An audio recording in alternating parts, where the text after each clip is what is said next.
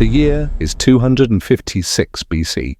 In the waters off Sicily, 680 warships carry nearly 300,000 men into the largest naval battle the ancient world has ever witnessed. Before the sun sets, the Mediterranean will be stained with blood, and the course of Western civilization will be forever altered. 5 years earlier, Rome possessed no navy. The Republic's strength lay in its legions, disciplined, brutal, and unmatched on land. Carthage, by contrast, commanded the seas. For centuries, Carthaginian sailors had dominated the Mediterranean, their empire stretching from North Africa through Spain to the islands beyond. The question that would decide the fate of the ancient world was simple. Could a land power with no naval tradition challenge the greatest maritime empire ever known?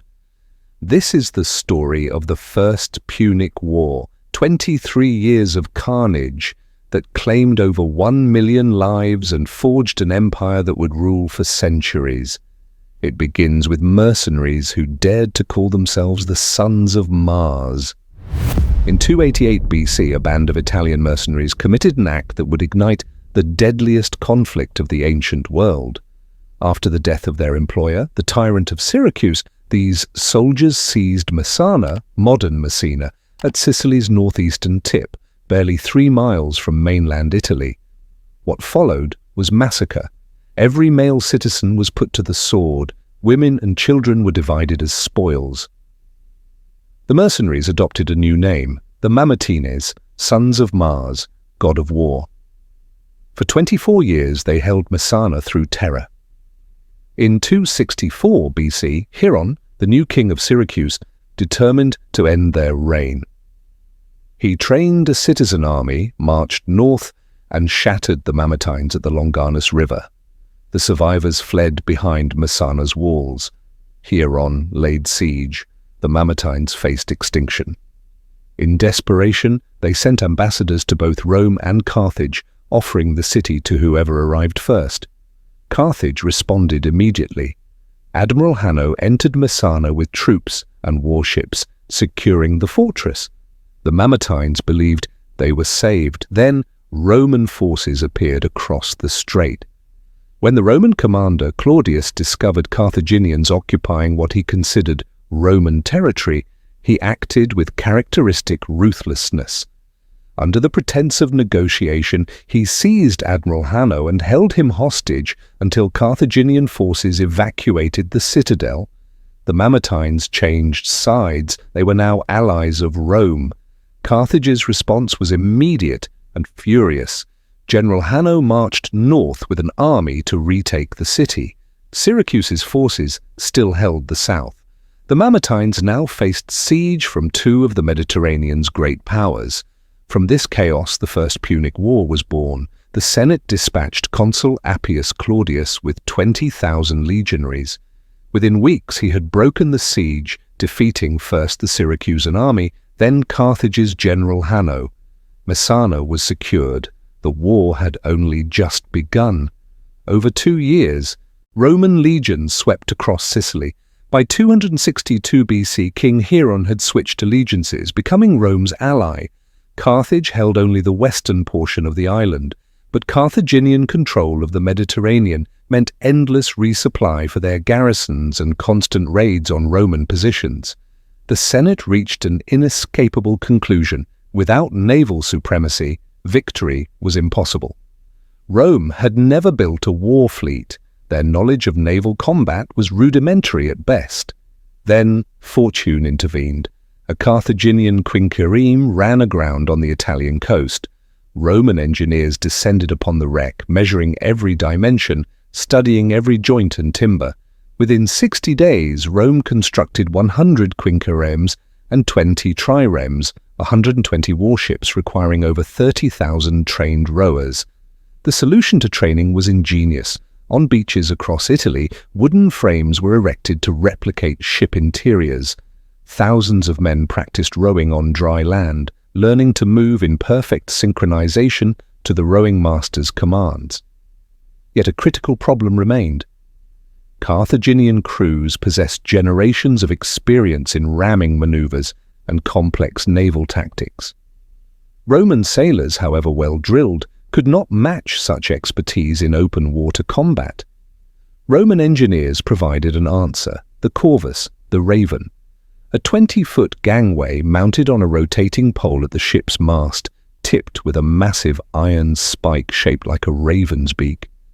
When an enemy vessel approached from any direction, the Corvus would swing into position and drop. The spike would pierce the enemy deck, locking the ships together. Naval warfare became land warfare, and on land, no force could match the Roman legions. In 260 BC, at the Battle of Mylae, Consul Duilius put this weapon to the test. The Carthaginian fleet, commanded by Admiral Hannibal Gisco, arrived with 130 ships, so confident they advanced without proper formation. 30 Carthaginian vessels charged the Roman line, expecting easy ramming victories. The corvée dropped. Iron spikes bit into Carthaginian decks. Roman marines stormed across. The slaughter was absolute. Carthage lost 50 ships. Rome, a republic without a navy just 5 years prior, had defeated the greatest maritime power in the known world. By 256 BC, Roman confidence had reached new heights. The Senate approved an audacious strategy: invade Africa and strike at Carthage itself. The fleet assembled off Sicily represented the largest naval force in history, 330 warships carrying 140,000 men. Carthage responded with 350 ships bearing 150,000 sailors. At Cape Ecnomus, 680 warships and 300,000 men collided in the greatest naval battle of antiquity. The Roman fleet formed a massive wedge, protecting transport vessels in the center. The Carthaginians deployed in a thin line, attempting encirclement. The battle fragmented into 4 separate engagements across miles of sea. Ships rammed and grappled. The corvée dropped repeatedly. The water ran red. Rome's superior heavy infantry proved decisive. By sunset, 64 Carthaginian ships had been captured, 30 more sent to the bottom. The path to Africa lay open. The legions landed near Carthage and seized the city of Aspis. What followed was systematic devastation. Roman forces burned fields, seized livestock, and enslaved 20,000 people. Consul Manlius returned to Rome with the plunder. His co-consul, Marcus Atilius Regulus, remained with 15,000 infantry and 500 cavalry. Regulus marched inland, defeating 3 Carthaginian generals at Addis. The city of Tunis fell. Carthage itself now lay mere hours away. Inside the capital, plague and famine spread. Refugees choked the streets. The Carthaginian Senate sent envoys to negotiate surrender. Regulus's terms were devastating: acknowledge Roman supremacy, surrender every Mediterranean island, dismantle the entire navy save one symbolic vessel, and pay crushing tribute. The historian Polybius recorded that the Carthaginian Senate found these demands so dishonorable and so unworthy of their past history that they rejected them outright. Carthage would fight, but they required a miracle. His name was Xanthippus. Xanthippus was a Spartan mercenary who arrived in Carthage with other Greek soldiers of fortune. His assessment of the military situation was immediate and brutal. Carthaginian forces possessed superior cavalry and war elephants, yet their generals consistently engaged Roman legions on hills and broken terrain, exactly where Roman infantry excelled. His solution was elegant: fight on flat ground. Deploy the elephants and cavalry where their advantages would prove overwhelming. The Carthaginian Senate granted him command. Xanthippus assembled 100 war elephants, 4,000 cavalry, and 12,000 infantry. He positioned his army on the plains between the Bagradus River and Tunis, daring Regulus to attack. The Roman consul accepted. He marched 15,500 men and 500 cavalry onto the open ground. The Spartan deployed his elephants in a line at the front, heavy infantry behind, cavalry on both wings. At dawn, battle was joined. The Roman cavalry, hopelessly outnumbered and outmatched, was swept from the field within minutes. On the Roman left flank, several maniples evaded the elephant charge and crashed into Carthaginian mercenaries, cutting them down and pursuing them to their camp. In the center, catastrophe unfolded. The elephants smashed into the Roman lines like an avalanche of flesh and ivory. Legionaries were trampled, gored, thrown skyward. The Carthaginian cavalry returned from their rout, encircling the Romans from behind. Xanthippus's phalanx advanced and completed the annihilation. Of 15,500 Romans, only 2,000 escaped. 500, including Consul Regulus, were captured. 13,000 lay dead on the field. It was Rome's worst defeat in living memory. The African invasion had failed. Rome dispatched a rescue fleet, 350 ships to evacuate survivors trapped at Aspis. In a running battle off the African coast, they defeated the Carthaginian navy, capturing 114 vessels. The survivors boarded. The fleet turned towards Sicily and home. Off the coast near Camarina, a storm of unprecedented fury struck. Winds ripped sails from masts. Waves drove ships onto rocks. The Mediterranean became a mass grave. According to Polybius, this was the greatest catastrophe to befall a fleet in all recorded history. Rome lost 384 ships in a single day.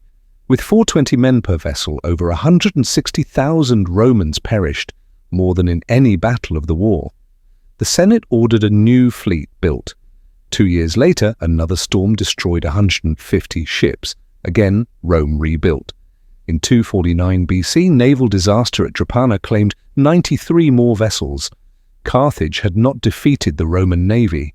The sea itself had done so 3 times. By 247 BC, Rome's treasury could no longer sustain fleet construction. The Senate abandoned naval warfare and committed to a grinding land campaign in Sicily. Carthage sent a new commander to the island. His name would echo through history: Hamilcar Barca. Hamilcar Barca was unlike any commander Rome had yet faced. He seized the mountain fortress of Hercta and waged a guerrilla campaign that kept Roman legions off balance for 3 years. He remained undefeated. The war had entered its 3rd decade. Both powers stood on the edge of collapse. Rome's treasury was empty. Then the wealthiest citizens of Rome made an extraordinary gesture. They privately funded the construction of one final fleet, 200 state-of-the-art quinqueremes. In 242 BC, this fleet blockaded Carthage's last 2 strongholds, in Sicily, Lilybaeum and Drepana. Carthage dispatched a relief fleet. On March 10, 241 BC, the forces met at the Aegates Islands. The battle was decisive. Rome's ships were faster, better crewed, superbly commanded. Admiral Lutatius Catulus shattered the Carthaginian fleet. 50 ships were sunk, 70 captured. Hamilcar Barca, still undefeated on land, received orders from Carthage: make peace. After 23 years and over 1 million dead, the First Punic War ended. Rome gained Sicily, Sardinia, and Corsica. Carthage paid 3,200 talents of silver, approximately 70 metric tons. Before the war, Rome had been a regional power confined to Italy. After, Rome dominated the western Mediterranean. Hamilcar Barca departed for Spain to rebuild Carthaginian strength. Before leaving, he performed a sacrifice to Baal.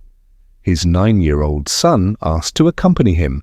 Hamilcar brought the boy to the altar and made him place his hand upon it, swearing an oath: "I will never be friends with Rome." The boy's name was Hannibal Barca. The First Punic War had ended, but the rivalry between Rome and Carthage had only just begun. In 20 years, Hannibal would bring Rome to the edge of extinction, but that is a story for another time. If you want to discover how Hannibal crossed the Alps with war elephants and brought the Roman Republic to its knees, make sure to subscribe and hit the notification bell. The Second Punic War, featuring one of history's greatest military geniuses, is already there. And if you enjoyed this deep dive into ancient warfare, leave a comment below. Which commander impressed you most? The stubborn determination of Regulus, the tactical brilliance of Xanthippus, or the undefeated guerrilla warfare of Hamilcar Barca? Thank you for watching. History isn't just about the past, it's about understanding how empires rise, fall, and shape the world we live in today.